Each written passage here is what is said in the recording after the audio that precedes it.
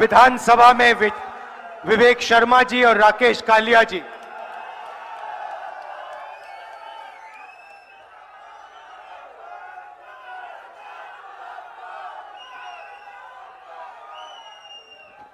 Stage पे Congress party के वरिष्ठ नेता, हमारे सारे के सारे प्यारे बब्बर शेर कार्यकर्ता,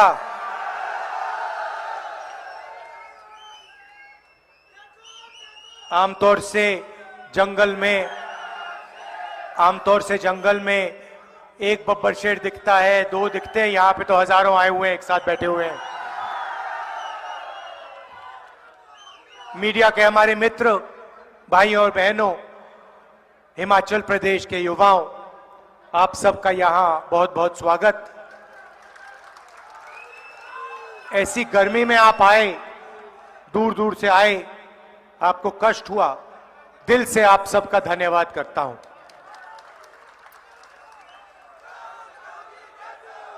अच्छा, ये मोदी जी के जो इंटरव्यू हैं आपने देखे? ये वो चमचे वाले, 4 चमचे बैठ जाते हैं, सवाल पूछते हैं नरेंद्र मोदी से, देखे आपने? ये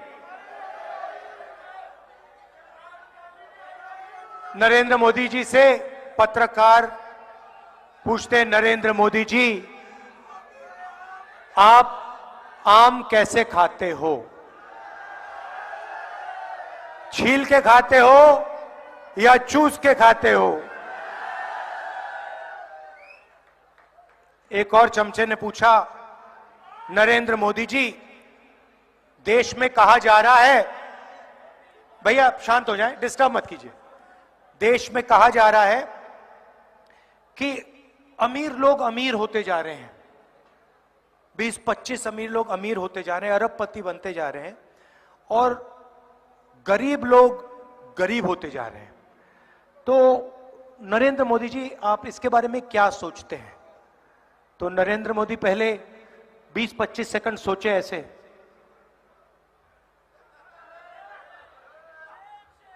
फिर कहते हैं क्या चाहते हो, क्या मैं सबको गरीब बना दूं? आप सोच देखिए, सवाल गरीब बनाने का नहीं है। जो अपॉर्चुनिटी नरेंद्र मोदी अरबपतियों को देते हैं, वही अपॉर्चुनिटी हिंदुस्तान के किसानों को, मजदूरों को, बेरोजगार युवाओं को मिलनी चाहिए। आपने पता नहीं देखा ही नहीं देखा, पुणे में एक अमीर घर का बेटा पोर्श गाड़ी, शराब पी के, 17 साल का बच्चा शराब पीकर पोर्श गाड़ी को 200 किलोमीटर प्रति घंटा चलाता है 11 बजे रात को, 2 लोगों को मार देता है। कोर्ट उसे कहता है कि 300 शब्द का ऐसे लिखो। अब अगर bus driver, truck driver, auto driver, Uber driver गलती से किसी को मार देता है, 10 साल की सजा होती है, चाबी उठा के फेंक देते हैं। उबर ड्राइवर से, ऑटो ड्राइवर से, बस ट्रक ड्राइवर से ये क्यों नहीं कहते भैया 300 शब्द का ऐसे लिखो और चलाओ जितनी चलानी है ट्रक? क्यों? क्योंकि वो गरीब है, ये अमीर है। नरेंद्र मोदी जी ने 22 लोगों का 16 लाख करोड़ रुपया माफ किया है। 16 लाख करोड़ रुपया मतलब अगर आप 24 साल का मनरेगा का पैसा, 24 साल का मनरेगा का पैसा, 22 लोगों का कर्जा माफ किया है। हमने किसानों का कर्जा माफ किया था, यूपीए की सरकार थी। अगर आप उसको 24 बार करोगे, उतना पैसा नरेंद्र मोदी जी ने 22 लोगों को दिया है। अदानी जी को हिमाचल के सेब का पैसा, हिंदुस्तान के एयरपोर्ट्स, मुंबई का एयरपोर्ट था, किसी और के पास था, उस पर सीबीआई और ईडी की इंक्वायरी होती है। एयरपोर्ट वो अदानी को दे देता है। अदानी को देने के बाद सीबीआई इंक्वायरी, ईडी इंक्वायरी सब बंद हो जाती है। पोर्ट्स दे दिए, एयरपोर्ट्स दे दिए, सोलर पावर, विंड पावर, बिजली, सारा का सारा इन लोगों को दे दिया है। कोई युवा आज छोटा सा भी बिजनेस चालू करना चाहता है, फूड प्रोसेसिंग का बिजनेस, सोलर पावर का बिजनेस, छोटा सा छोटा बिजनेस, उसको बैंक 1 रुपया नहीं देगा। वो लाखों करोड़ रुपए मिलते हैं उनको, और वो करते क्या है? चाइना का माल हिंदुस्तान में बेचते हैं। हमारे जो यहां पे स्मॉल और मीडियम बिजनेसेस हैं, जो रोजगार दिलाते हैं, उनको बंद करते हैं, उनको खत्म करते हैं। और यही काम नरेंद्र मोदी ने पिछले 10 साल में किया है। आप मुझे बता दो, 700 किसानों को शहीद किया। आप मुझे बताओ नरेंद्र मोदी जी ने हिमाचल के किसान, बाकी प्रदेशों के किसान के लिए कौन सी चीज की है? मुझे बताओ। एक काम नहीं किया। जब वो बाहर आए, काले कानून लाए, 3 काले कानून लाए अदानी और अंबानी वाले। जब किसान बाहर आते हैं, वो कहते हैं ये आतंकवादी हैं। 700 किसान शहीद हुए, उनको शहीद का दर्जा नहीं दिया। पार्लियामेंट में मुझे उसके बारे में बोलने नहीं दिया। युवाओं को 2 करोड़ रोजगार का वायदा किया था, कुछ नहीं मिला। और आजकल नया फैशन चला है। इंटरव्यू में नरेंद्र मोदी ने कहा कि मैं बायोलॉजिकल नहीं हूं। हिंदुस्तान के सारे लोग बायोलॉजिकल हैं। मतलब नरेंद्र मोदी अकेले हैं जो बायोलॉजिकल नहीं है। कहते हैं कि जो होता है मुझे मालूम नहीं कैसे होता है, परमात्मा कराते हैं, मैं परमात्मा का काम करने के लिए धरती पे आया हूं। अभी पता है क्या है? चुनाव के बाद जब अदानी जी वाली इंक्वायरी होगी तो नरेंद्र मोदी जी कहेंगे भैया एयरपोर्ट मैंने नहीं दिया, परमात्मा ने कहा था, मैंने कर दिया। ये बहाना है। और मीडिया वाले, नरेंद्र मोदी कहते हैं परमात्मा मुझे ऑर्डर देता है, ये कहते हैं वाह वाह वाह वाह वाह, क्या बात करी।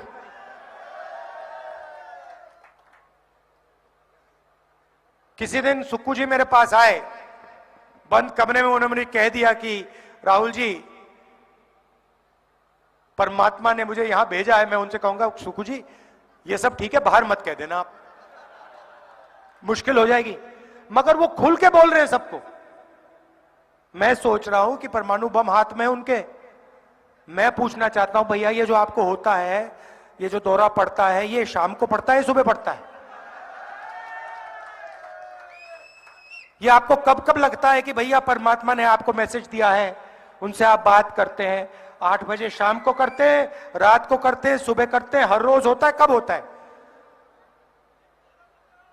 सही बात है ना?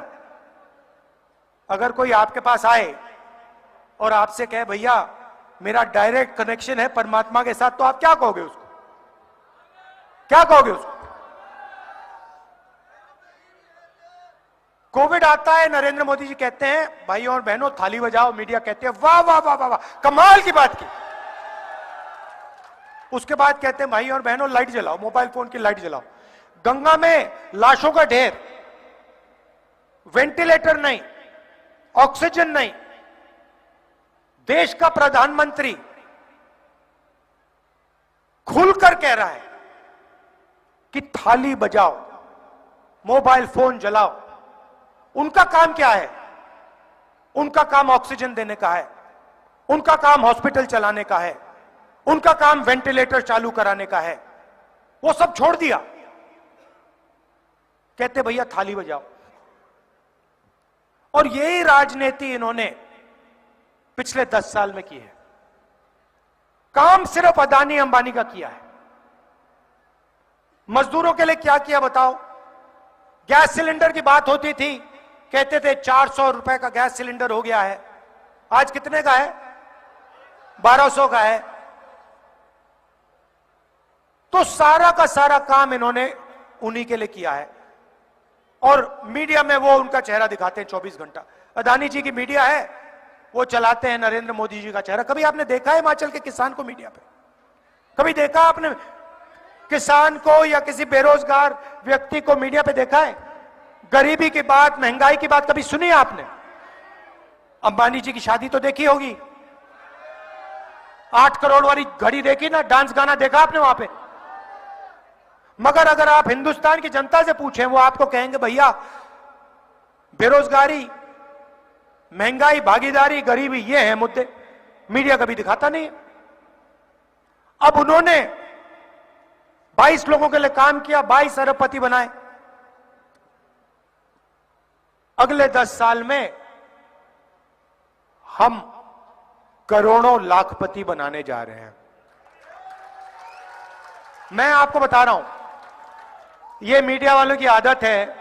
जब हम मनरेगा लाए थे, इन्होंने कहा देखो गरीबों की आदत बिगाड़ रहे हैं। जब हमने किसानों का कर्जा माफ किया, कहते हैं देखो किसानों की आदत बिगड़ रही है। भोजन का अधिकार लाया, देखो लोगों को आलसी बना रहे हैं। मगर अदानी का कर्जा माफ होता है, कहते हैं देखो विकास हो रहा है, कितना विकास हो रहा है। तो जितना नरेंद्र मोदी ने 22 लोगों का किया, उतना हम करोड़ों लोगों का करने जा रहे हैं।